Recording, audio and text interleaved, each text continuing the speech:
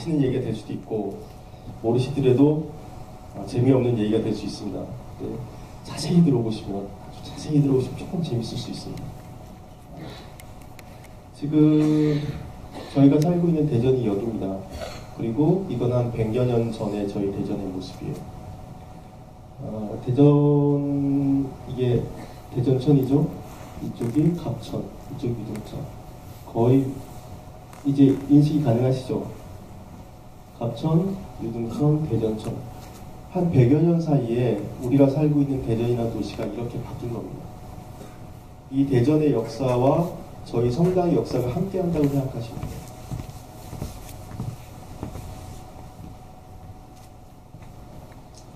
저희 대전에 천주교 신자들이 언제부터 있었는가 기록은 명확히 나와 있지 않습니다. 그런데 적어도 1914년부터는 저희 대전에 천주교 신자가 거주했다는 기록이 나옵니다.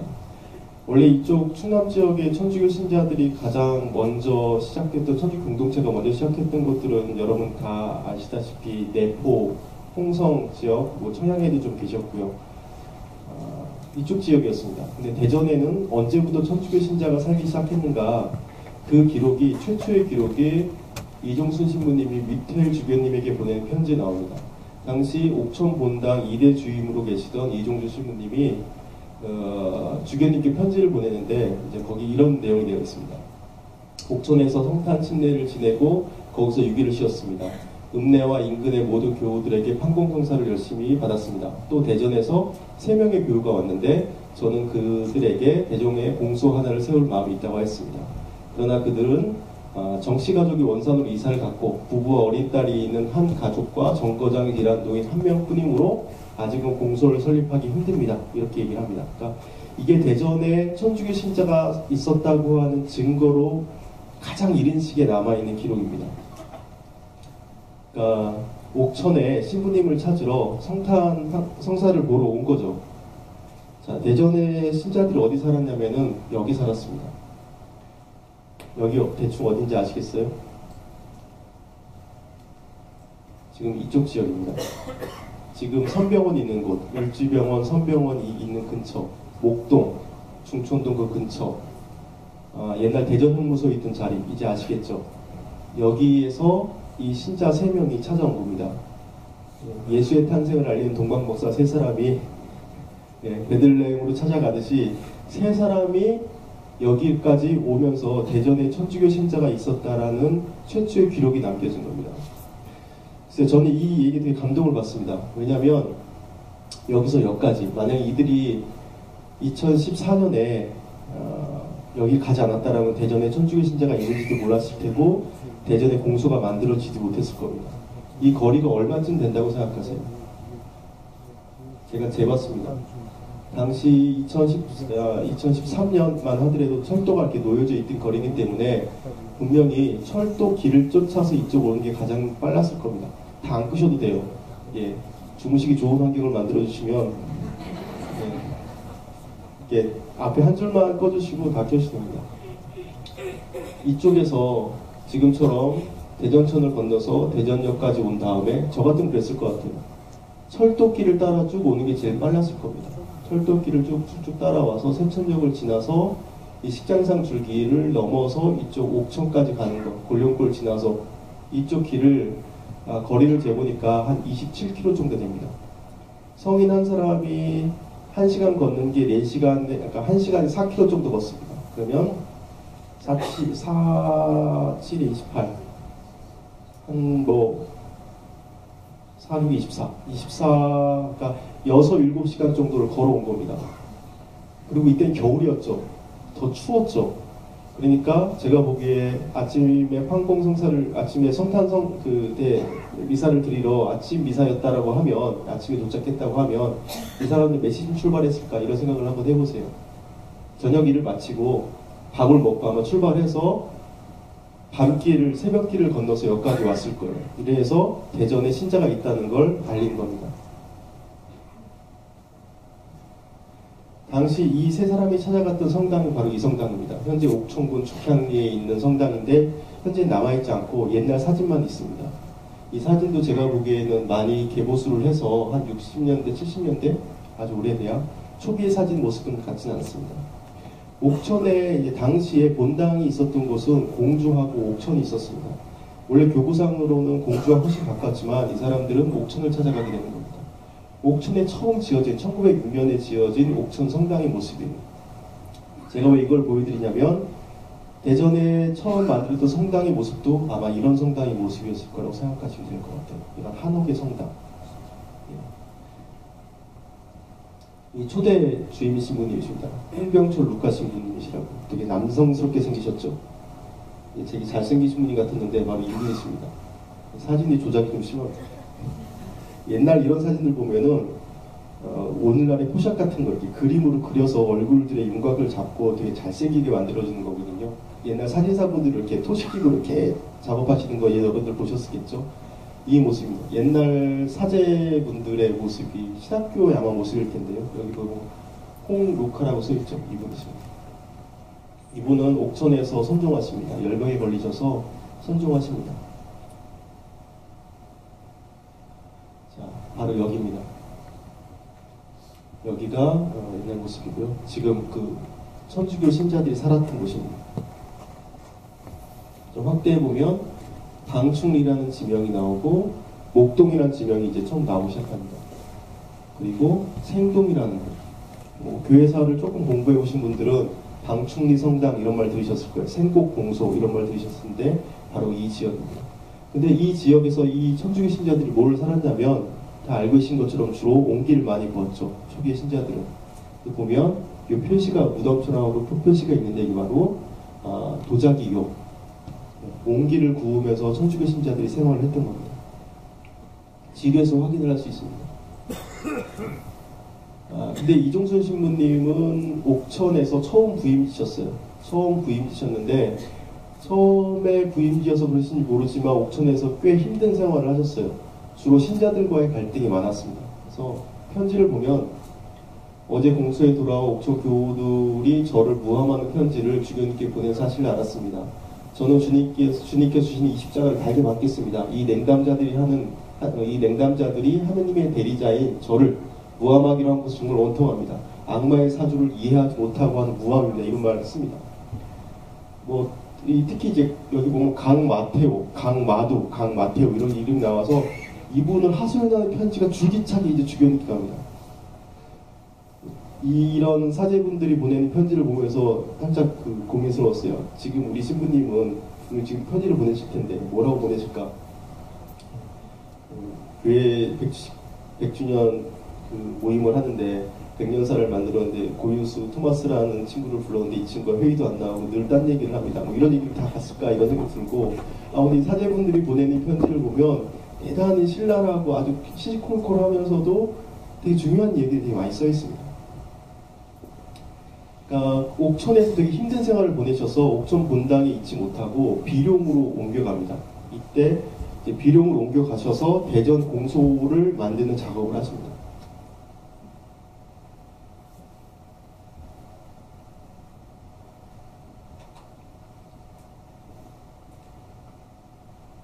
그래서 15년 10월 13일에 대전 공소가 설립됩니다.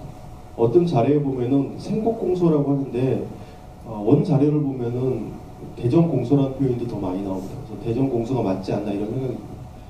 대전에 공소가 여기 하나밖에 없었으니까.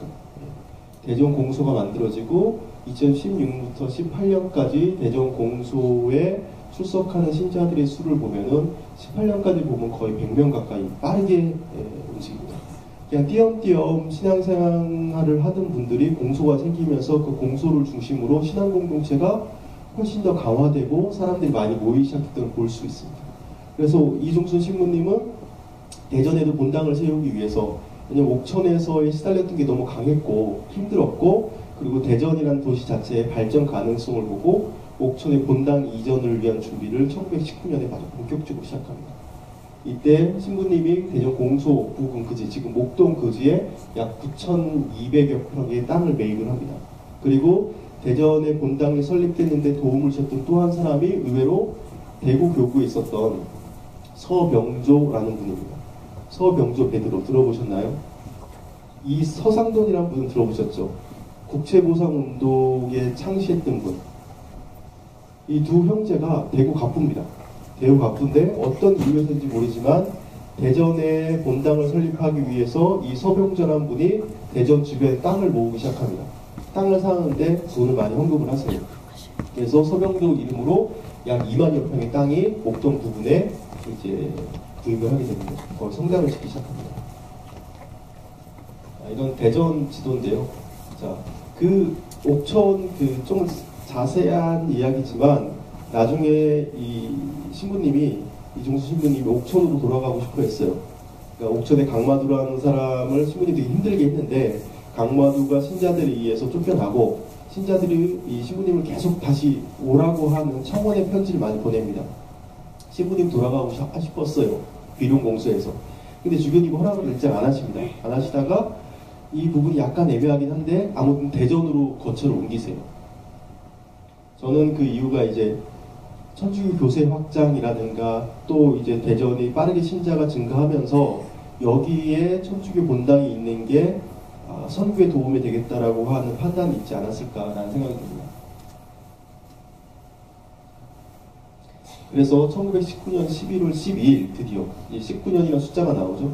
이종순 신부님이 대전으로 이주하십니다. 여러 가지 사정을 고려한 끝에 이달 12일 대전으로 이사를 하고 대지와 함께 매수한 집에 살고 있습니다. 방이 4칸이고 또 딸린 식구들을 다른 집에 살게 하였으므로 당분간은 제가 지내기에 넉넉한 집입니다. 오늘 면사무소에 가서 거주기를 제출했습니다. 아직 벌목 허가가 나지 않았습니다. 그리고 그래서 내년에는 이제 본당을 건축할 일을 시작할 수 있을 것 같습니다. 라는 편지를 보냅니다. 당시 산소도 많고 그리고 소나무도 많아서 이걸 다 벌목하는 허가가 나와야지 성당을 지을 수 있었거든요.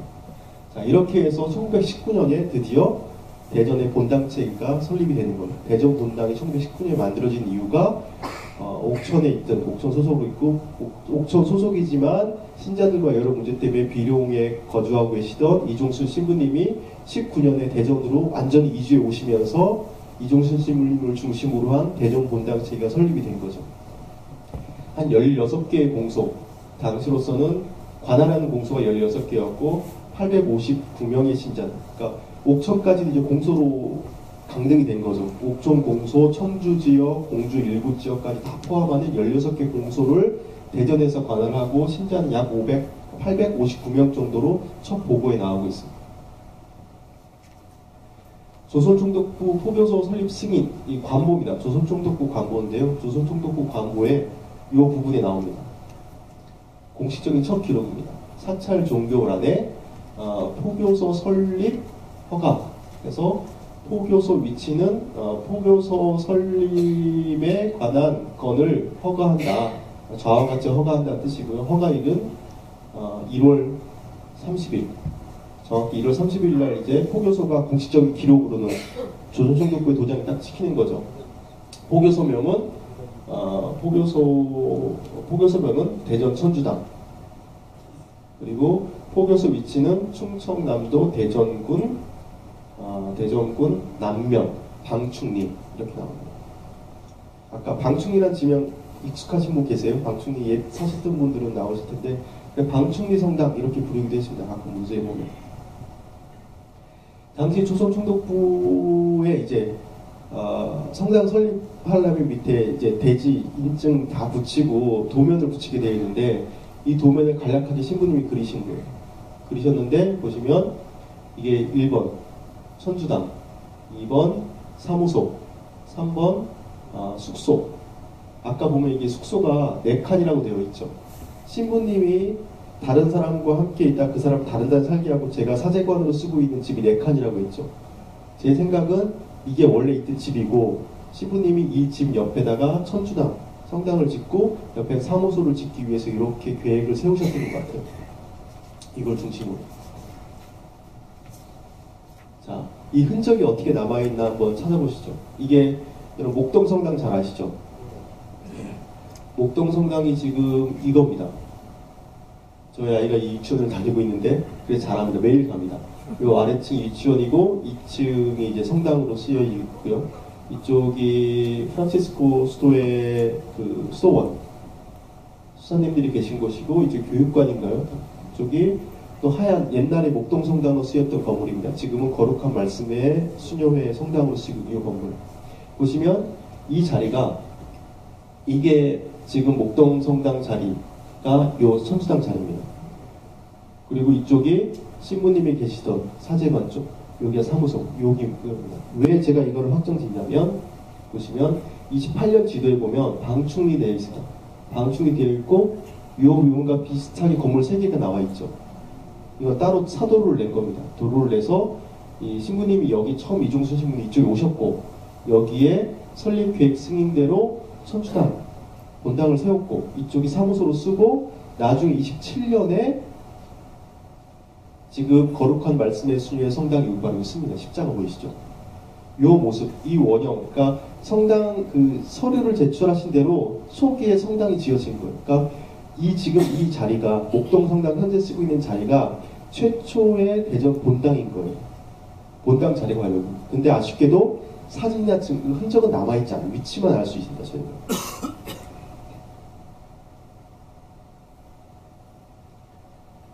거의 비슷하죠. 싱크가 맞죠? 천주당 사무소, 숙소, 사제관소. 여기 지금 거룩한 건물이 거룩한 말씀의 수녀의 성당, 옛날 목동 성당. 이렇게 이쪽 여기 하나 새로 지금 27년에 이게 27년에 지어진 성당이거든요. 대전 신앙공동체, 천주교 신앙공동체의 못자리가 바로 여기입니다. 그래서 드디어 역사적인 첫 교구장 사목 방문을 21년 11월 13일에 맡게 됩니다. 그래서 당시로서 이제 부주교님, 제가 표현이 정확한지 모르겠습니다. 미텔 주교님이 아니 오시고 드브레 주교님이 대전 본당을 오십니다. 그래서 순방 보고서를 그 22년 1월에 이제 올립니다. 공식적으로. 대전 본당 공소가 20개, 교우는 913명. 그러니까 아까 893명에서 조금 늘긴 했죠. 913명입니다. 대전은 경부선과 호남선의 분기점이 있으므로 장래성이 밝은 도시입니다. 일본군이 주둔해 있으며 여러 개의 보통학교와 하나의 공립중학교가 있습니다. 프로테스탄트들이 이곳에 정착하기 시작했습니다. 그러니까 이 시기를 보면 정확하진 않는데 아마 개신교가 대전에 먼저 들어온 것 같긴 해요. 초기의 기록에 보면 신부님들이 개신교 신자들에 대한 언급을 하고 또 개신교 목사에게 도움을 받았다는 내용도 왕왕 나오기 시작합니다.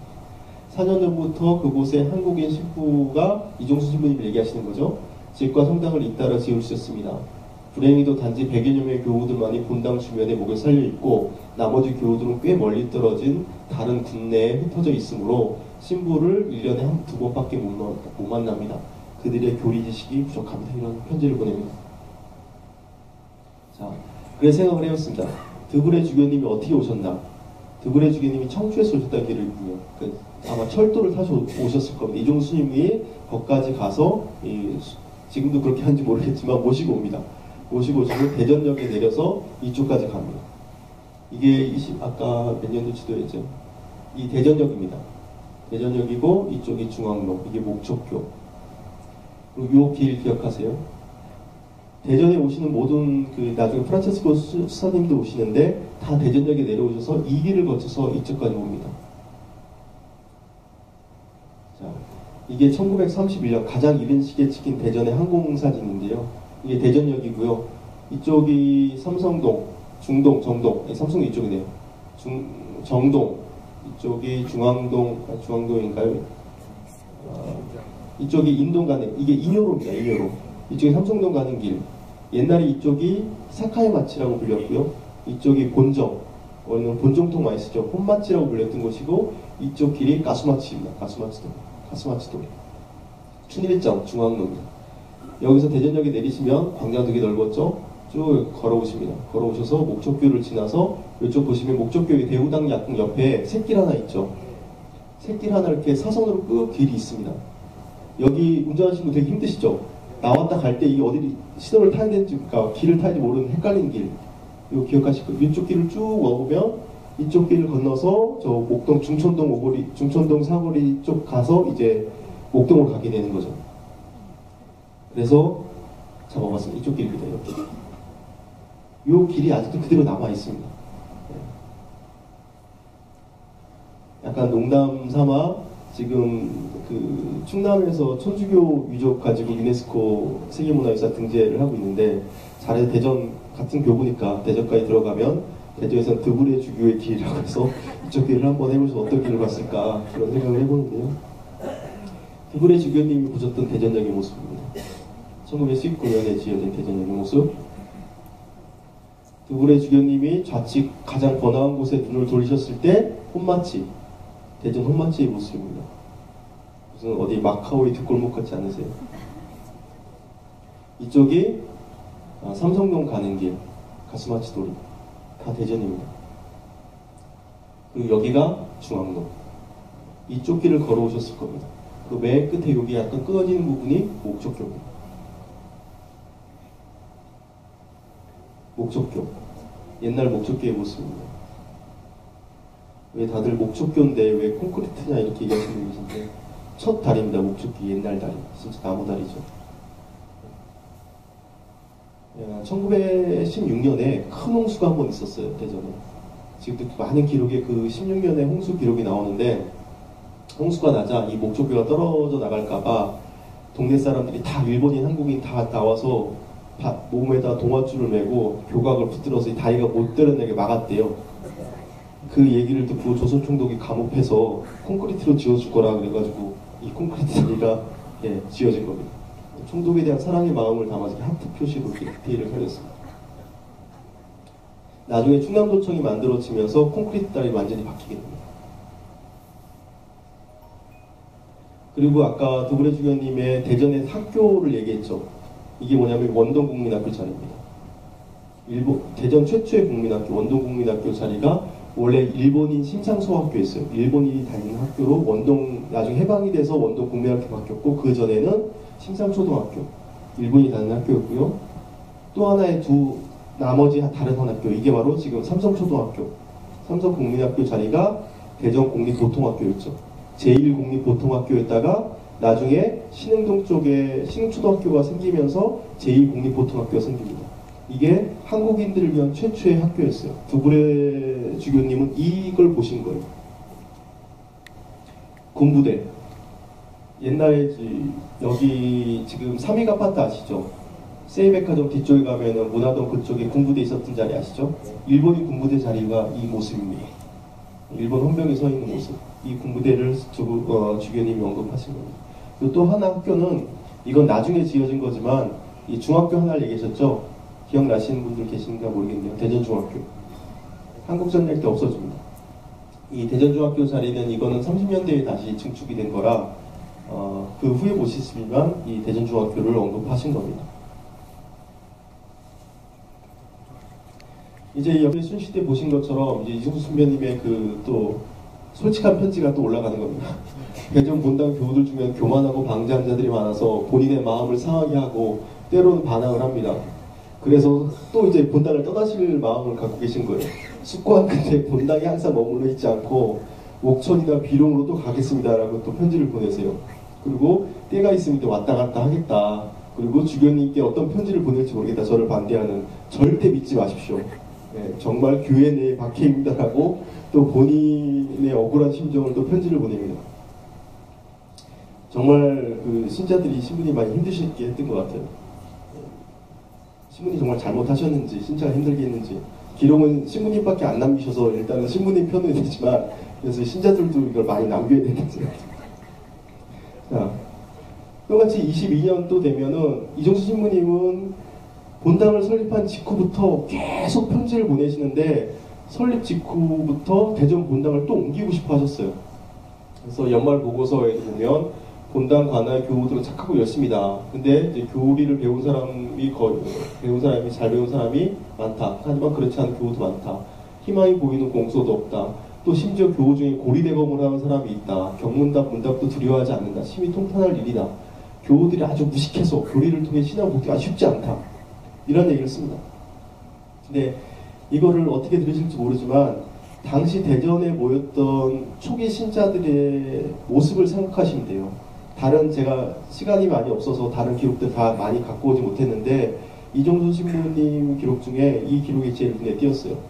대전은 뜨내기들만 모인 도시라 돈만 있으면 오야가 됩니다. 네. 그리고 점포를 가지고 있으면 그 사람이 주인입니다. 가장 힘이 셉니다. 그러니까 뭐 옛날 가문이라든가 사회적 관계, 인망 이런 걸로 안정적인 사회가 아니고 도시가 급성장하면서 여러 곳에서 온 사람들이 모인 도시이기 때문에 삶이 너무 각박했던 거예요. 그래서 돈이면 다인 그런 신자이긴 하지만 그런 모습 속에서 신앙공설을 이뤘기 때문에 신부님이 너무 힘드셨다는 생각이 들어요. 그래서 신부님은 또 이 옹기라는 것들이 흙이 다하고 왜 거기 옹기 저희 초기의 신자들이 거기 갔냐면 아까 보시는 것처럼 물길에 만나는 곳이잖아요. 옹기를 지면 물이 있어야 되는데 물을 빠르게 오고 진흙이 많아요. 거기에 야산이 있으니까. 지금도 목동 지금 많이 깎였지만 야산이잖아요. 거기서 묘를 짓고 흙을 갖다가 주변에 물을 갖다가 빚어서 흙을 짓습니다. 근데 이게 또 다른 사람이 오고 나무 땔감이 부족하면은 또 딴 데로 떠나가는 거예요. 바로바로. 그러다 보니까 안정적인 신앙 사회를 만들기 힘들었던 거죠. 그 힘든 사회에 신부님이 가신 거예요. 신부님은 이 빨리 척박한 곳을 벗어나서 빨리 대전 시내로 가고 싶어 하셨어요. 그래서 이종수 신부님은 심지어는 자꾸 안 되니까 본인의 이제 선생님이셨던 신학교 당시에 이제 교수님이셨던 계량 신부님께도 편지를 따로 보내요. 보내서 대전 본당 이전을 교구 참사회의에 빨리 좀 올려서 제발 저희 대전 본당 만든 지 이제 거의 5년도 안 돼, 2, 3년밖에 안 된 본당인데도 빨리 대전 시내로 들어가고 싶다는 걸 봤습니다. 성당이 대전역과 너무 멀어 떨어져 있고 시골도 아니고 읍내도 아니고 생각보다 불편하다. 뭐 도둑이 들어올지도 모르겠다. 이렇게 해서 신부님은 계속 옮기고 싶어 하세요. 이 계량 신부님이시고요. 옛날 사진 32년 사진인데 왜 갖고 왔냐면 이 분이 오기선 신부님이세요. 마지막 오기선 신부 기억하시는 분 많이 계실 것 같았고 반가운 마음에 이 오기선 신부님이십니다. 오기선 신부님 뒤에 쭉 말씀드리겠습니다. 자, 대전역과 역까지 이렇게 거리가 있어요. 여러분 교통이 발달하고 지금은 다 이제 편한 것 같지만 이 거리가 당시로서는 이건 대전면도 아니었어요. 아까 말했던 남면이었잖아요. 대전면도 아니고 바뀌었기 때문에 보시면 이쪽은 다 C가지가 이렇게 형성이 되어 있는데 이쪽만 하더라도 호우 벌판인 것이에요. 무서우셨겠죠. 가고 싶었던 것 같아요. 이게 아까 말했던 대전 군영 세이백화점 그 근처 서대전 이쪽에 보면 옛날에 군부대 자리거든요. 군부대 자리에서 바라본 이쪽 목동이에요. 여기에 성당이 있었던 거예요, 지금. 성당에서 풍경은 좋았겠지만 보시면 알겠지만 군부대 하나만 있고 다 허우 벌판인 걸 보실 수 있죠. 벗어나고 싶으셨던 거예요. 이게 대전 군 지도입니다. 이게 대전면이에요. 다시 볼까요? 이게 대전면. 방충리는 나중에 남면이 외남면 합해지는 외남면에 들어가 있습니다. 이쪽. 철도가 이쪽이 경부선입니다. 나중에 호남선이 1914년에 뚫리죠. 14년에 뚫리면서 이쪽 호남선 철도가 지나갑니다. 분기된 이후 지역에 성당이 있었던 거예요. 대전면 바깥에 있는 거죠. 신부님들은 계속 오시는 신부님마다 대전면으로 가시고 싶어 했어요. 미틀 주교님께 또 간곡한 24년의 편지를 보냅니다.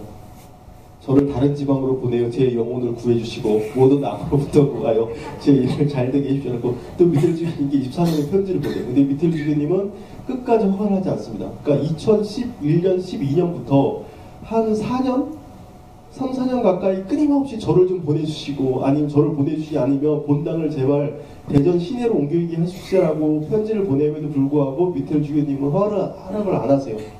그러니까 마지막 24년에 이런 편지를 보내게 되는데 1924년에 실제로 떠나세요. 떠나는 게 뭐냐면 허락을 받는 게 아니고 당시 이제 교회 내에 무슨 문제가 있었냐면 어느 여신자가 약을 먹고 운동 자살을 시도하다가 미수에 그칩니다. 근데 그 이유가 신부님과의 어떤 스캔들이라는 이 오해를 받아서 이종신부님 되게 곤란해지세요. 그래서 전 여기 그러니까 그때 다시 사과의 편지를 보냅니다. 제가 떠나보내면 죄송해요. 지금 제가 너무 괴롭혔죠. 하지만 이거는 정말 가야 됩니다. 여기선 제가 이유 때문이 아니라 이런 오해를 받고 있어서 제가 여기 있을 수 없습니다. 그래서 드디어 24년에 1924년에 이종신 떠나시고 루블레 신부님이 다시 오세요. 신학교에 있을 때 루블레 신부님 오시는데 이분은 병약하셨던 분이라 오래 못 사십니다. 루블레 신부님이 오셔서 24년에 오셔서 하신 일이 뭐냐면 성당을 지은 거죠. 자, 이 성당을 짓는 순간 대전 시내로 진입하는 건 끝난 거라고 보시면 됩니다. 성당을 지었잖아요. 네. 그 전까지는 한옥성당으로 아까 옥천성당 같은 성당으로 지었을 겁니다. 근데 이 성당을 지을 때 대구 교구에 있던 무세 신부님이 이 성당의 설계를 담당하세요. 오셔서 감례까지 다 보셨다는 기록이 있습니다. 나중에 대구 그 주교님까지 하신지 모르겠어요. 얼핏 그 기록이 있는데 한번 하셨을 것 같습니다. 이분이 설계를 하셨어요. 그러니까 저희 대전교구는 대구 교구와 되게 큰 연관이 있는 거예요. 맥없이 와서 이 일을 하시진 않았을 거 아니에요. 이 성당이 지금 남아있는 게 이 성당이 지금 경향잡지라는 잡지 지금도 나오죠. 경향잡지 1927년호 10월호에 회고에 대전 성당 강복식 이렇게 나옵니다. 대전군 외남면 방충리에 본당 황신부, 아까 루블레 신부님이 이름이 황인덕이었나요? 황신부님 루블레 신부님이 발의하셔서 성당을 지었는데 기차를 타고 부산까지 가다 보면은 차 안에서도 반가이 보이는 기차가 볼만한 성당이 있는데 이 성당이 그렇게 아름답다. 그 성당 하나가 보인다. 아까 그 철도 보셨죠? 경부선 철도를 직접 가다 보면 그 언덕에 있는 하얀 성당 하나가, 그때 하얗지 않죠. 성당 하나가 눈에 띄는 거예요.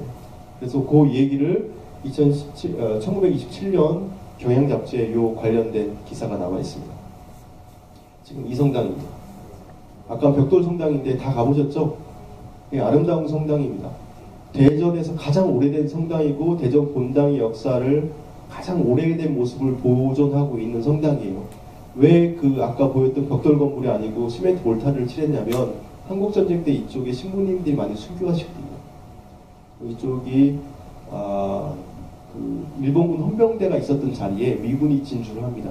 그래서 여기 본부를 세우면서 이쪽이 아주 격전지였어요. 그러면 송탄이 많이 박혀 있어갖고 그거를 이제 마감하기 위해서 시멘트 몰처럼 이렇게 하얀 모습으로 바뀌었습니다.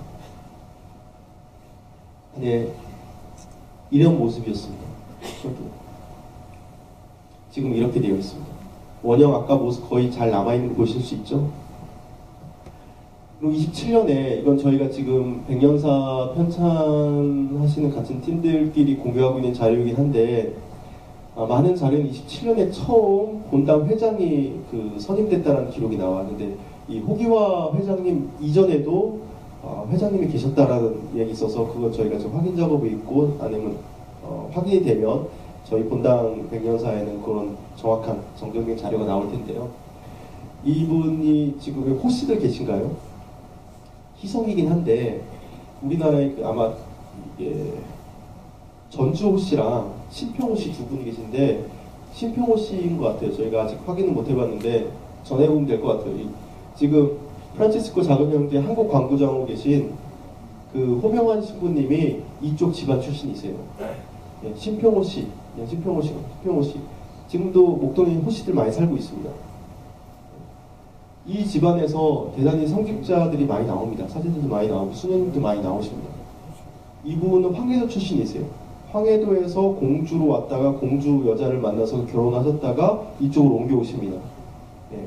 그리고 이 호인수 신부님 아시는 분 계시죠? 얼마 전에 선종하셨는데 내년에 선종하셨는데 제가 이분을 왜 아냐면 한겨레 신문에 술 마시는 신부님이라고 해서 계속 칼럼을 쓰셨거든요. 글을 되게 잘 쓰셨어요. 네. 이 신부님도 이쪽 집안 대전 출신이세요. 그러니까 성당이 지어지고 뭔가 안정화되는 느낌은 분명히 있어요. 성당을 중심으로 이제 신자 본당 회장도 뽑고 또 나오면서 계속 이제 사제들 배출하고 이런 게 나오는데 그 루블레 신부님 다음으로 오신 폴리 신부님은 또 28년에 보고서를 쓰는데 실상은 크게 다른 게 없었던 것 같습니다. 대전이 기대할 수 없을 것 같습니다. 이분도 이런 얘기를 하세요. 왜냐하면 성당이 도시 중심부로 다들 떨어져 있기 때문에 그렇습니다.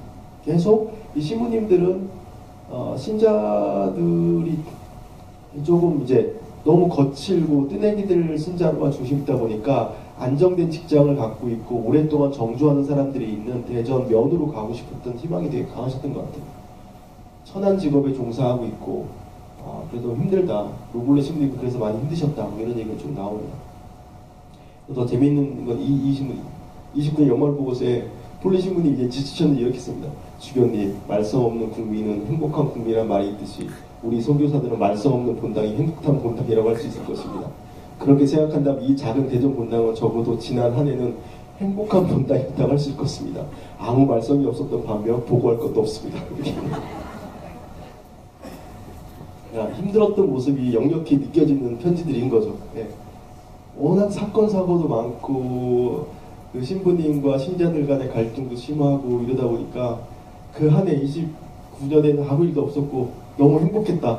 그래서 보고할 것도 없다. 이런 편지를 보냅니다. 그 다음부터 이제 이런 표현이 좀 그러지만 질이 멸렬한 시기가 아마 대전 본당의 역사가 진행이 되는 것 같아요. 제4대 박일규 신부님이 오시는데 다 보면 이 재임기가 짧습니다. 거의 1년도 못 채우시죠. 1년 좀 더 채우셨네요. 한 1년 5개월 채우시고 콜라라 신부님은 언제 부임한지도 기록도 정확하지 않습니다. 그리고 오셔도 아마 거의 1년을 채우셨고 1년 못 채우고 넘어가신 것 같아요. 그리고 나서 대전 본당에 공석이 22개월간 지속이 됩니다. 여러 가지 이유가 있었던 것 같아요. 그러니까 다른데 이제 공소가 본당이 생기면서 신부님이 가시고 이제 공석이 되고 아직 교구의 이 설정 문제가 복잡하긴 했지만 그만큼 중요한 건 대전 본당이 안정화되지 못했다는 걸 보여주는 거예요. 그래서 36년에 멜리장 베드로 신부님이 오십니다. 이 신부님 위에 중요한 대전의 천주교 신앙 공동체의 변화가 생기는 기점이 생기는 게 있는데 그게 바로 37년에 프란치스코 수도회가 한국에 진출을 합니다. 강원도 쪽에는 무슨 수도회가 나오죠? 메리놀 그 수도회가 진출을 하고 각 지역별로 진출을 하는데 아마 프란치스코에는 좀 늦은 시기에 진출한 수도회입니다. 이분들 장 조셉 디그리 신부님과 주스탱 마리 멜로주 신부님이 그러니까 한국에 건너오시는데 이분은 어디서 오시냐면 일본 나가사키에서 오시는 분들이세요. 다 캐나다 출신 수사님들, 신부님들이셨고요. 이분들이 일본에서의 일정 활동을 마치시고 한국으로 선교지를 확장하고자 37년에 당시 미텔 주교님께 편지를 보내서 선교지로서 한국 진출을 허가를 청하는 편지를 보냅니다. 그래서 그 편지를 받고 라리고 주교님이 대신 답변을 합니다. 특이하게 이분들은 서울로 오시고 싶어 했어요. 당연히 서울로 가고 싶어 했겠죠. 근데 답장이 뭐라고 오면 우리는 현재 서울의 작은 형제회 수도원을 설립할 필요가 없다고 봅니다. 좀 냉정히 말씀을 하세요. 하지만 그대들께서 선교에 대한 열망이 아직도 강하시고 하시다면 저희는 프란치스코 신부님들이 일본인들이 많이 사는 대전의 복음화를 위해서 대전으로 가주실 것을 청합니다라고 해서 편지를 보내요. 프란치스코 수도회가 처음 온 건 서울이 아니고 대전이에요. 대전이 본부였던 거예요. 대전으로 처음 프란치스코 수사님들이 오시는 거예요. 한국에 발을 처음 들이신 게. 그 이유는 저는 추측건데 이런 편지에서도 그런 추측을 할 수 있는데요. 일본인 언급을 많이 합니다. 그러니까 이분들이 일본어를 잘하셨거든요. 일본에 오래 계셨기 때문에. 그러니까 대전은 한국인들보다 일본인 수가 훨씬 많았던 곳이에요. 그렇죠?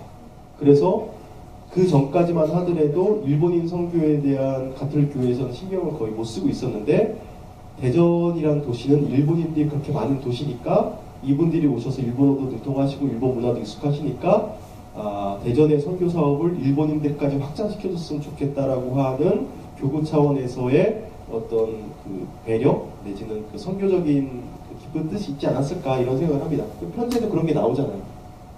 대전으로 가주십시오. 그래서 이분들이 대전으로 옵니다. 대전 인구표인데요. 파란색이 한국인이고 빨간색이 일본인들입니다.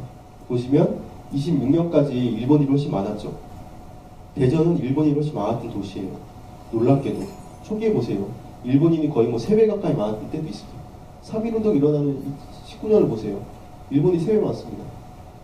한국인이 2,000명, 일본인이 5,860명.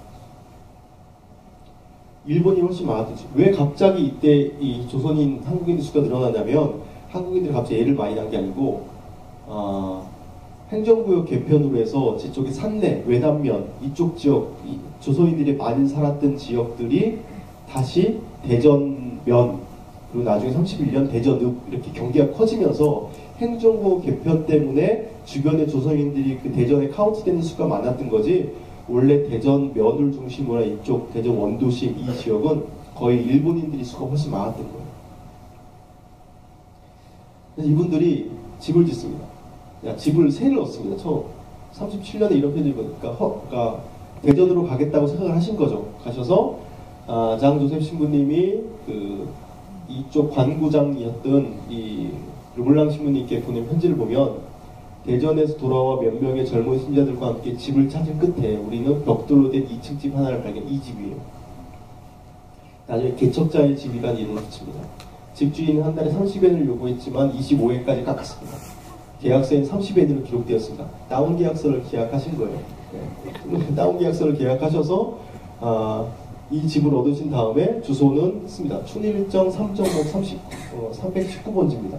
개척자의 이름을 붙였다는 이 집을 하나 세를 얻으신 거예요. 길어서 내용은 생략했지만 이 집의 구조 그리고 어디에서 이사를 드리고 어디에 방문객들이 오면 게스트하우스를 쓰고 뭐 이런 것들을 쭉 잘 적어놓고 계세요. 쭉 이 목적교를 건너서 이 길로 오신 거예요. 쭉 이 길로 오셔서 이쪽으로 와서 이렇게 가는 길. 여기가 목동성당 대전 본당에 있는 자리죠. 충남도청 지금 세무소재 법원 자리. 그러니까 춘일정 3정목이 요 프로스만 이 지역인데 저는 추측컨대 여기였던 것 같아요. 이쪽은 법원이고 이쪽은 법원 관사거든요. 이쪽은 장미 주조 술 만드는 곳 공장이었고 여기 술 만드는 공장 노동자들이 좀 살았고 법원이었으면 이 지도로 보면 이쪽이 가장 유력하지 않을까. 지금 국가기록원에 옛날 일제시대 때 지적도가 남아있거든요. 춘일장 319번지를 찾아서 찍어보면 전까지 찍을 수 있을 것 같아요. 그래서 딱 찍으면 프란치스코 예수사님들과 신부님들이 처음 오셨던 곳을 저희는 기록할 수 있어요.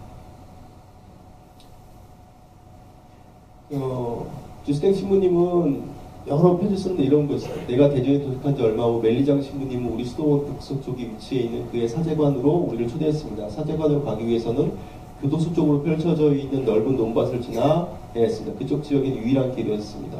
우리는 서남쪽으로 난 언덕 남쪽 밑으로 이어져 오솔길을 걸었습니다. 얼마 걸어가면은 언덕 위의 우뚝솟은 성당의 전통 깊은 종탑을 보고 있습니다. 인상 깊은 모습이었습니다. 우리가 앞으로 나아가면 가톨릭 교우들이 있는 촌락을 볼 수 있었습니다. 많은 가톨릭 교우들의 도공들이 있었습니다. 이쪽 방충리, 생동 이쪽을 중심으로 아직도 이쪽 신자들인 거예요. 목동 그러니까 대전 본당을 지키고 있던 신자들 요 길을 가는 길들을 좀 얘기하고 싶습니다. 자, 재미있는 편지인데요. 장조셉 신부님이 캐나다 관구장 아까 있는 라블랑드 신부님께 보낸 편지입니다. 임대한 집, 아까 말한 춘일정에 있는 집에서 대전에서 집은 대전에 15분쯤이니까 이분들은 그게 대전이 아니었던 거예요. 대전 안에 있다고 생각하지 않고 그 수도의 집이나 대전 본당은 대전 밖에 있다고 대전 면이 아니니까 일단 한 15분 정도 걸리는 곳입니다. 우리는 물질적인 분야에서 우리를 도와줄 형제 한 분과 한국말 공부를 할 젊은 사제 한 분을 기다리고 있습니다. 라틴말이나 프랑스어로 된 좋은 책이 필요합니다. 우리를 위한 것은 물론이요 은퇴한 사제는 매우 유익합니다. 나는 여기서 드디어 수도복을 입은 한국인 사제와 서울의 명문 출신한 그 본당 여교 한 명을 맞아들었습니다. 그래서 대전에 이 신부님이 누구실까?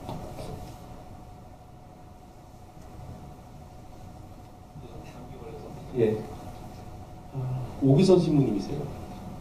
오기선 신부님이 44년에 대전 본당의 주민 신분으로 오시기 전에 37년에 이미 대전을 왕래하고 계셨던 거예요. 왜냐하면 오기선 신부님이 제가 이제 교회 이쪽 문화 전례를 잘 몰라서 그 프란체스코의 제속회 제3회에 처음으로 입회하신 사제세요. 한 분이 더 계신데 이름이 두 분인데 이제 일단 1호로 그분이 이제 말씀드리고 계시죠. 여기가 이제 보시면 다 넥타이를 메고 있는데 넥타이를 안 메고 두 분이 계십니다. 이길용 신부님이신가요? 한 분이? 이 둘 중에 하나가 오기선 신부님이세요. 37년에 프란치스코의 제3회에 입교를 하세요. 입회를 하시는 거예요. 37년에 입회를 하시면서 프란치스코의 수사님들과 신부님들이 계신 대전으로 이분이 서울에서 왔다 갔다 하시면서 이분들의 대전 정착을 도우셨던 한국인 사제가 바로 오기선 신부님이십니다. 나중에 주스탱 신부님의 기록에 그 사람이 오기선이라고 기록이 나중에 후일 기사에 딱 찍혀 나옵니다. 아셨던 내용인가요? 저만 즐거워했는지 모르겠네요. 네. 38년 이런 드기르 신부님들 이런 글을 남기세요.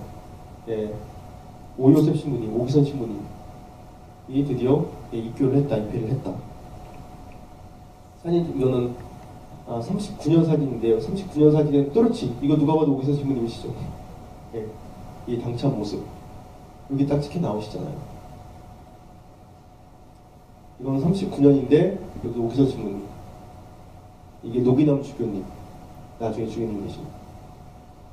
요분 때문에 나오는, 이분이 누구냐면 장면 박사 아들, 예, 장면 박사의 아버님, 예, 박건님, 예, 장기, 예, 이분입니다. 이분 산채 장면 박사의 아버님이세요. 오기선 신부님이 대전과 연관이 되게 강하다는 걸 30년대부터 알 수 있는 거죠. 근데 이제 그 대전 교구의 완벽한 통제를 받고 있던 우리 본당 신부님과 달리 좀 더 자유로웠던 것 같은 이 프란치스칸들은 온 지 한 1년 만에 드디어 본격적으로 대전 안으로의 이사를 감행합니다. 벨루즈 신부님이 38년 2월 7월에 결정적으로 이분이 이제 번역한 걸 그대로 옮기긴 했는데 한국어 서투려서 전격 마음을 굳게 먹고 자리를 옮겼습니다. 이 집은 교육에 종사하는, 이 집은 이제 이사한 집입니다. 시 행정직에 있는 공무원들이 대다수 살고 있고 일본인도 많았겠죠. 그 눈에 띄는 것은 서너 개 있겠죠. 옮긴 집이 어딘가를 지금 찾기 싶어서 이 기록을 제가 갖고 온 겁니다. 예를 들면 이 집 근처에 병원, 2개의 고등학교, 모임의 종류나 전시회 등 형의 커다란 건물이 있습니다. 이 지역으로 저희 드디어 이사를 했습니다. 그리고 이 지역에 드디어 한국인들이 주일 중 미사에 참석할 수 있게 그 멜리장 신부님께 허락을 얻겠죠. 예. 대전 본당으로 하지 않고 이분들이 미사하는 곳에 올 수 있게 허락을 얻고, 일본인들 두 민족의 모임은 그 존재가 보조자의 수를 증가시켰고 어느 전례식보다 생명과 장엄함을 부여해 주었습니다. 이렇게 좀 감격스러운 편지를 쓰세요. 일본인들과 한국인들이 함께 미사를 드리는 장소를 이 근처는 어딘지 모릅니다. 얻었다는 겁니다. 이 근처가 어딜까 제가 상상해 보는 겁니다. 여기가 어디냐면 저희 지금 대전, 저희 대흥동 성당에 있는 자리예요. 여기가 대전여고 자리 아시죠? 지금 평생학습관 쓰이고 있고, 여기가 삼성화재 건물, 이쪽이 NC백화점, 대전역. 좀 계속 보겠습니다. 자, 대전여중, 이게 대전여중 자리예요. 대전여중 없어지고 하나 남아있는 게 바로 요겁니다. 여기 요 사진이에요. 같죠? 여기 쪽 아까 보면은 전시회나 여러 회합들이 하는 장소가 있다라고 아까 그 드기리 신부님이 썼잖아요. 멜리장 신부님. 그러니까 이게 바로 이거예요. 이게 대전 공회당. 1층은 대전 부청사로 쓰였고 2층은 대전 공회당으로 쓰였던 겁니다. 이 건물 지금 이겁니다. 이거 올해 없어집니다, 여러분들. 그리고 좀 이따 말씀드릴 건데, 이 건물을 설계한 사람이 첫 대흥동 성당을 설계한 사람이에요. 우주 최초로 제가 이 건물을 이게 왜냐면은 대전 공회당을 설계한 사람을 만나서 이 프란치스칸 두 신부님이 이쪽에 대전 지금 대흥동 성당 자리에 건물을 설계를 요청을 하거든요. 이게 나중에 대전 본당이 됩니다. 이 건물, 지금 이 패널들만 다 뜯어내면 이 건물 그대로 거의 남아 있습니다. 이게 아쉽게도 이게 없어집니다. 올해. 그리고 아까 병원이 있다고 했죠. 지금 대전 한방병원 자리, 이거 다 기억하시죠? 이 병원은요. 옛날에 대전 간호학교로 쓰이다가 충남대학교 의과 부속대학교가 처음 쓰였고 지금 한방병원으로 바뀌었죠. 대학병원, 이게 충남대학교 옛날 병원이에요. 예. 기억하시죠? 옛날 그 전에는 대전 간호학교 건물로 쓰였고, 이게 대전에 남아있는 도립병원, 대전의원, 대전병원 이렇게 쓰였던 거죠. 저는 이쪽인 것 같아요. 이쪽 어딘가에 이사를 하신 것 같아요.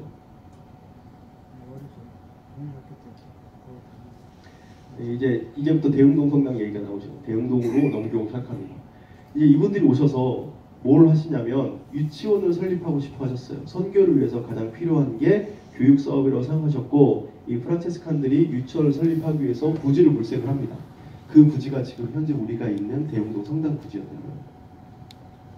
유치원에 대한 설립 계획은 시 당국의 우호적인 동의를 얻었습니다. 그리고 보증을 얻었습니다.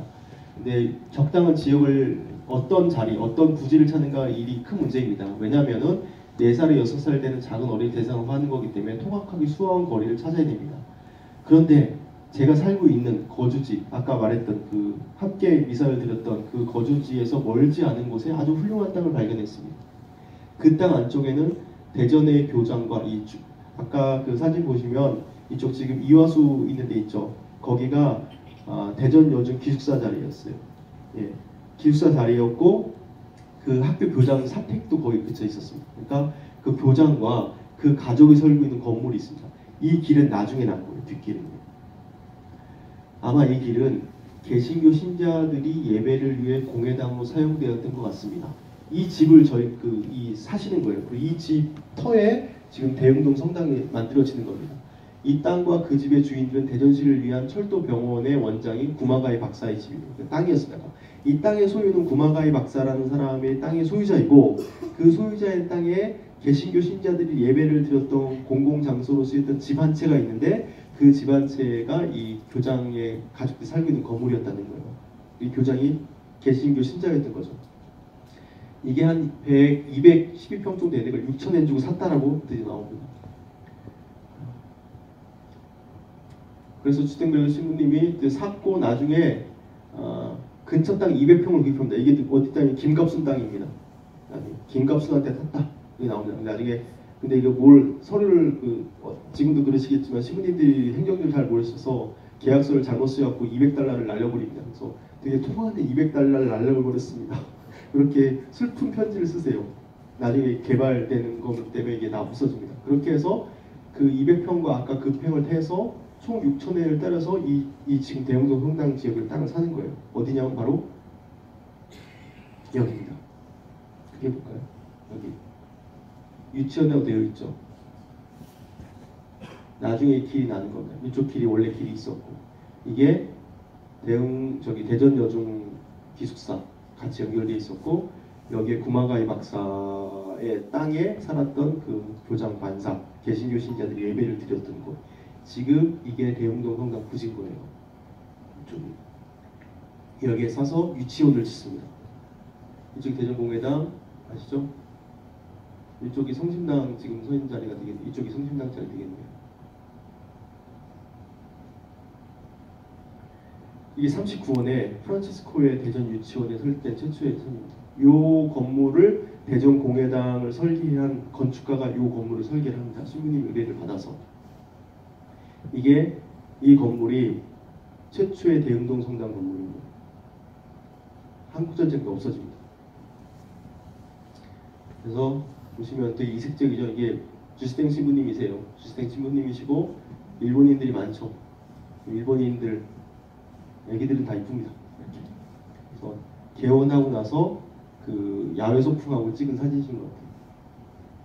유치원을 운영을 하십니다. 그리고 프란체스칸 신부님들이 되게 일을 많이 하셨어요. 38년에 유치원 개원하기 바로 직해에는 이게 지금 거룩한 말씀의 수녀의 성당, 목동성당 옆에 수도원을 이때 또 하면서 역동적으로 선교 사업을 벌이세요. 멜리장 그래서 서울 대목구에서는 멜리장 신부님 대신 1937년에 이 수도원이 유치원이 만들어지고 수도원 계획이 착수되고 공사가 시작되면서부터는 공사 감독도 하고 여러 관리를 하셔야 되니까 이 대전 본당의 사목을 이 프란체스칸이신 꼬메르 신부님께 맡겨요. 되게 아주 젊으신 일본에서 건너온 이 꼬메르 신부님께 주임을 맡깁니다. 그래서 이때부터는 대전의 사목 활동 전체를 프란치스코 회의 주관으로 운영을 하게 됩니다. 그런데 41년부터 42년 이 사이에 41년에 일본이 세계 2차 세계대전 그 당시 태평양 전쟁 이쪽 지역에 선포를 하면서 선전포고를 하고 적성국가였던 영국과도 그 전쟁 선포를 해요. 근데 캐나다하고 영국 자체가 동맹을 맺고 있었기 때문에 적성국가의 국민이라는 이름으로 프란체스코의 수도에 소속에 있는 모든 신부님을 다 구금합니다. 그러면서 대전 본당 체계가 와해가 돼요. 신부님들이 감옥에 갇혀 있다가 공주로 유배를 가요. 공주로 신변이 묶입니다. 그러면서 거의 한 24개월, 22개월 정도 2년 가까이 대전 본당 체계가 신부님 없이 신자들이 이제 길 잃은 양처럼 있게 되자 그러니까 서울 대목구에서는 다시 프란체스칸들에게 맡겼던 이 사목권을 다시 파리 외방선교회 쪽으로 다시 다 가져옵니다. 그래서 김일용 신부님을 파견하게 되는 거죠.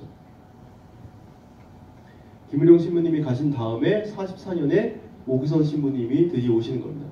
오기선 신부님을 보내셨던 것들은 오기선 신부님밖에 없었을 것 같아요. 왜냐하면 30년대 후반부터 대전을 계속 왔다 갔다 하시면 대전 사정을 너무나 잘 아셨고, 두 번째로는 프란체스칸과의 관계도 생각을 하셨겠죠. 프란체스칸 그 수도사들과도 관계가 너무 좋으셨기 때문에 보냈을 거예요. 오기선 신부님의 신학교 졸업사진이고요. 서울로 가셔서 우울하게 맞이하신, 전 이 사진이 재밌어 갖고 왔는데, 환갑잔치 때 이렇게 고임상을 크게 하나 받으셨습니다. 그래서 근데 이제 죄송합니다. 제가 40분 넘겼네요.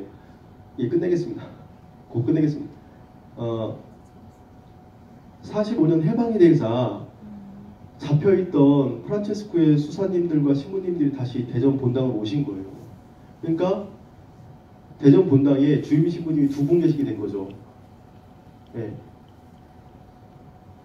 그러니까 김일용 신부님하고 그 45니까 그때 이제 오기선 신부님이 계셨겠네요. 오기선 신부님이 계시고 다시 꼬미엘 신부님이 오시니까 내가 여기 본당 주임 신부였는데 다시 또 본당 신부님이 오신 거예요. 이분은 갈 데가 없잖아요. 그러니까 묘화지니까 오기선 신부님하고는 당연히 프란체스코하고는 사이가 나쁘지 않았죠. 너무나 친밀한 관계였기 때문에 이건 제가 어느 자료를 찾아봐도 오기선 신부님의 단독 행위이셨는지 아니면 교구의 허락을 받으셨는지 이게 제가 정확히 잘 모르겠어요. 나중에 추인받은 것 때문에 좀 의심스럽긴 한데 오기선 신부님이 바꿉니다.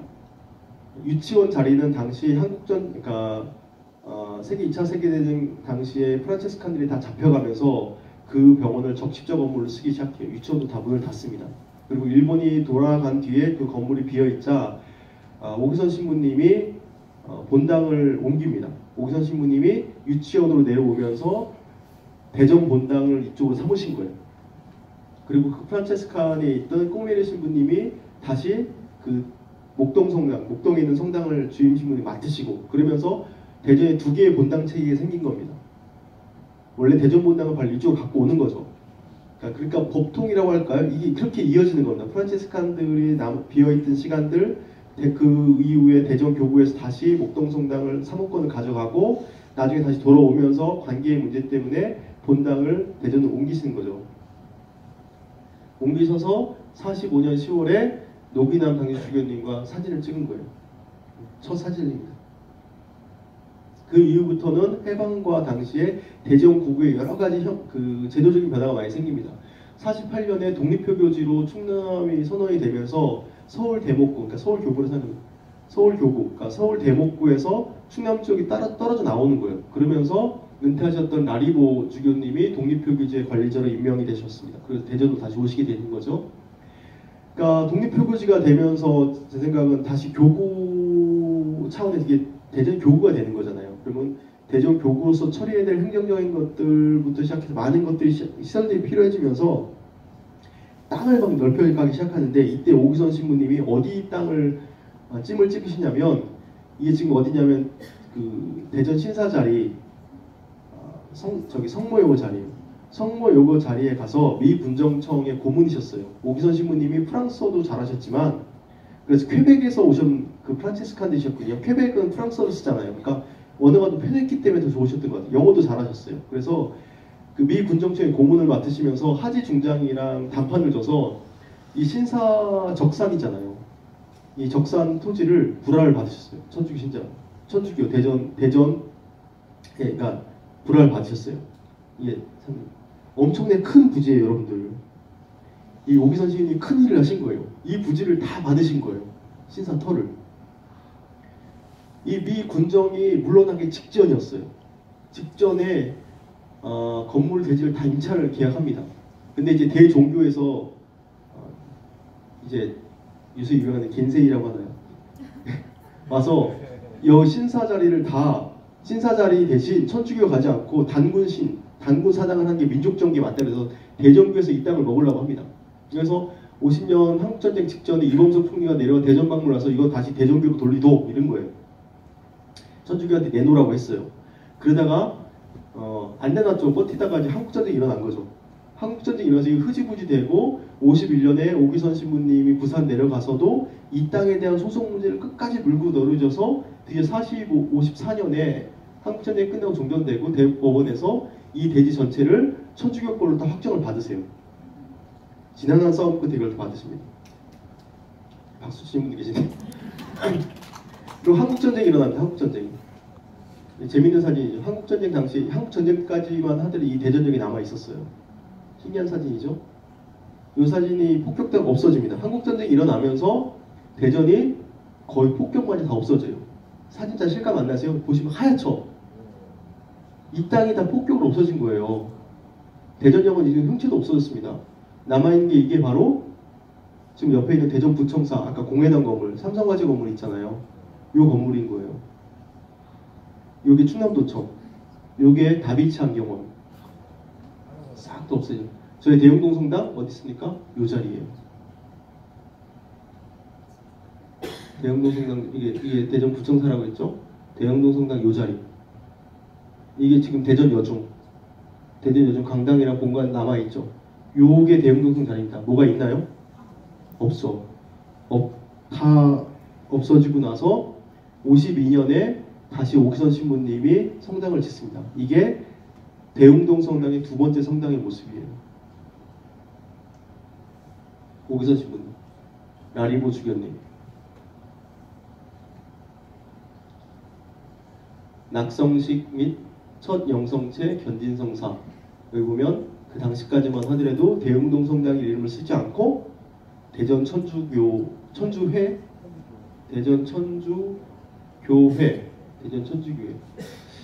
그 당시까지만 하더라도 이게 시기가 어떨지 모르겠어요. 대전 본당이라는 이름을 그때까지 썼던 것 같기도 해요. 54년에 이제 프란체스코가 당시 프란체스코 신부님들이 한국 전쟁 때 다 거기서 많이 죽으시거든요. 쫓겨나시고 다치시고 돌아가시고 하면서 다시 그 목동 성당은 폐쇄 상태에 있는 거예요. 목동 성당 역사 끊어집니다. 신부님도 없고 신자도 다 뿔뿔이 흩어지면서 50년부터 55년 거의 5년까지는 사실상 목동 성당 그 일대는 폐쇄된 상태였어요. 유일하게 대전 천주교 공동체의 역할을 하고 있었던 건 저희 대웅동이었죠. 그리고 55년에 다시 쥐스탱 신부님이 대전으로 귀환하십니다. 다시 대전에서 활동을 진행하시는 거죠. 56년에는 충남 표교 56년 드디어 공식적으로 프란치스코 회랑 대전 대목구랑 대전의 독립포교지 라리보 주교님이 그 사이에서 공식적으로 서류 정리를 해요. 서류 정리를 해서 땅을 맞바꿉니다. 목동에 있던 거는 저희 천주교 소속이니까 저희 교구 있죠. 근데 이쪽은 프란치스칸들이 소유하기 때문에 토지를 맞바꿉니다. 이쪽은 프란치스칸들에게 주고 대웅동 성당에 있는 부지를 저희가 가져오는 거죠. 그리고 58년에 독립표교지에서 대목구로 습격을 하고 라리보 주교님이 착자하신 다음에 62년에 드디어 한국 전체에 대목구에서 교구로 습격되는 체제 변화가 일어나는 겁니다. 그래서 이 사진은 원 주교님, 원 라리보 주교님의 착자식 대전 교구수. 아까 이게 그 사진입니다. 그리고 나서 62년에 이 건물, 저희 지금 쓰고 있는 성당 건물이 신축이 됩니다. 60년에 착공을 했다가 진행이 안 됩니다. 진행이 안 돼서 거의 공사가 멈춰 있다가 62년 그러니까 봄에 다시 공사를 재개해서 그 연말쯤에 딱 그 준공을 합니다. 올라가는 사진이죠. 제가 오늘 꼭 보여드리고 싶은 사진이 저희 성당 이 성당을 짓는 동영상을 하나 발견했다는 분이 계셔서 그걸 찾으러 갔었는데 아직 못 받아왔거든요. 네, 그걸 나중에 저희 한번 보여드릴 기회를 찾았으면 좋겠습니다. 이 성당이 62년에 저희 성당 지금의 모습이 이렇게 진행되어 있는 겁니다. 60년대 사진, 성당이 완공된 직후의 대전의 모습이에요. 전 이 사진을 되게 좋아합니다. 한 마리 흰 고래 같지 않나요? 바다에 떠있는 흰 고래처럼, 네스호의 무슨 공룡처럼 대전의 모습이 이랬던 거죠. 이 밖에서 바라볼 때 우리가 그 경향 잡지에 나왔던 것처럼 기차 타고 갈 때 언덕에 있는 가장 아름다운 성당 하나가 볼만하다고 어느 신부님, 어느 수사님들이 오셔도 다 그 성당의 아름다움을 얘기를 하셨어요. 그거 못지않은 아름다운 성당을 저희가 다시 대흥동에 전쟁의 피해 속에서 폭격의 참화 속에 다시 건립을 한 거예요. 이 성당을 보러 보면서 이 성당을 중심으로 해서 여기에 다 교구청이 있었죠. 그리고 또 이제 교구청이 오면서 대전 교구가 설립이 되면서 이쪽 가톨릭 대전 교구의 중심지가 된 겁니다. 신앙 공동체의 중심으로 전쟁의 공포, 가난 속에서 이 저희 성당이 그 사람들에게 어떠한 빛이 됐는가를 느낄 수 있게 하는 사진인 것 같아요.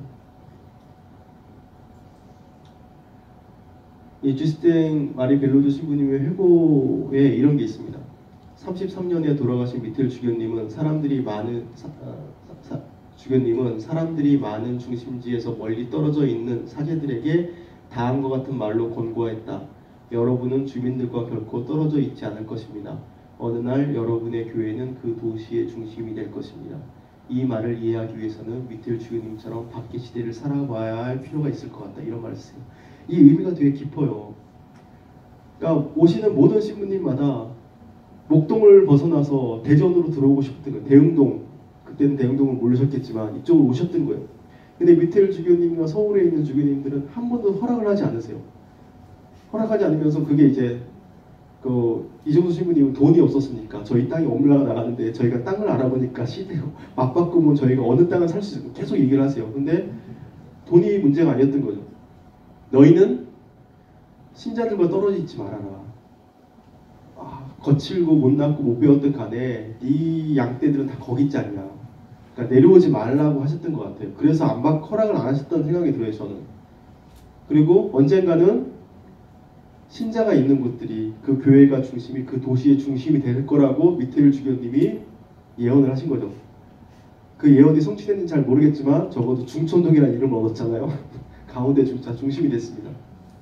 근데 벨로주 신부님은 이런 얘기를, 벨로주 신부님도 참 갓난 신고를 다 겪으신 분이었는데 이 말을 깊이 묵상하시면서 이 말을 이해하기 위해선 미텔 주교님처럼 밖의 시대를 살아봐야지 이 말의 뜻을 난 이해할 수 있을 것 같다라고 하는 말로 끝내세요. 제가 오늘 PT를 준비하면서 되게 일찍 끝날 줄 알았는데 좀 길어져서 죄송합니다. 네, 이 말의 뜻이 저한테는 마지막 준비하는 순간 마음을 끌었던 거예요. 저희 성당의 역사가 아니고, 오늘 제 얘기를 들어보셨으면 그렇게 이해하셨으면 좋겠어요. 대전 성당의 역사가 아니고 대전의 천주교 신앙 공동체의 역사가 곧 우리 본당의 역사이다. 그리고 우리 본당의 역사가 이 도시의 역사이다. 제가 과장되게 설명드린 것 같지 않죠. 제 얘기를 들어보시면 아시겠지만 대전의 도시의 역사는 저희 본당의 역사와 함께하고 있고, 저희 본당 대흥동 성당의 역사는 대전 천주교 공동체의 역사를 고스란히 담고 있는 성당인 거예요. 그러니까 자부심을 가져도 좋을 것 같다는 말씀을 드리고 긴 시간 경청해 주셔서 감사합니다.